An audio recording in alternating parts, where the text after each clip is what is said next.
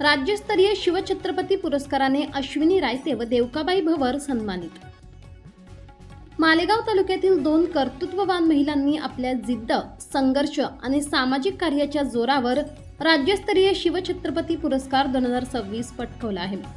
अश्विनी सूरज रायते आणि देवकाबाई गोकुळ भवर यांचा या पुरस्काराने गौरव करण्यात आला।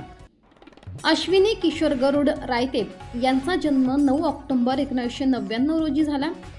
लहान वयातच वडिलांचे छत्र हरपले आणि आईच्या पुनर्विवाहामुळे अत्यंत प्रतिकूल परिस्थितीला सामोरे जावे लागले। मात्र या कठीण परिस्थितीत खचून न जाता त्यांनी जिद्दीने शिक्षण पूर्ण केले। मामाच्या गावी राहून त्यांनी 12वी पर्यंतचे शिक्षण घेतले। डॉक्टर बाबासाहेब आंबेडकर आणि छत्रपती शिवाजी महाराज यांचा आदर्श समोर ठेवून त्यांनी समाजसेवेचा मार्ग निवडला। आरोग्य विभागात काम करत त्यांनी गोरगरीब जनतेची सेवा केली। 7 मे 2023 रोजी त्यांचा विवाह सूरज रायते यांच्यासोबत झाला।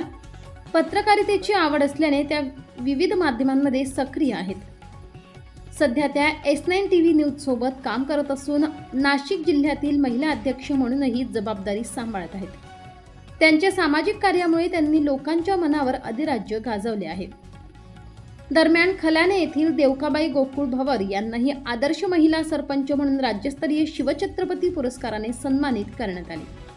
शेतकरी कुटुंबात जन्मलेल्या देवकाबाईंनी ग्रामपंचायतीत सरपंच म्हणून कार्य करत गावाच्या विकासासाठी उल्लेखनीय कामगिरी केली आहे।